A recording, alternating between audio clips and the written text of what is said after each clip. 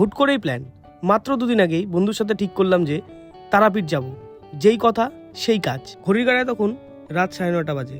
বাস তার নির্ধারিত সময় মতো চলে এসেছে। বাসটা বেশ ভালোই ছিল, তাই জার্নিটাও হয়েছে কমফোর্টেবল।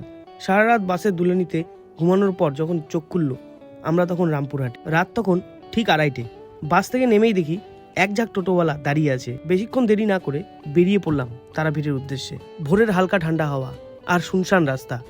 হঠাৎ সামনে ভেসে উঠল সেই বিখ্যাত তারাপীঠের গেট। মনটা এক নিমেষের মধ্যেই শান্ত হয়ে গেল। হোটেলে চেক ইন করেই একটু ফ্রেশ হয়ে বেরিয়ে পড়লাম। তারাপীঠের অলিগলি তখন জেগে উঠেছে। রাস্তার ধারে লাল টকটকে জবা ফুলের মালার পসরা সাজিয়ে বসেছে দোকানিরা।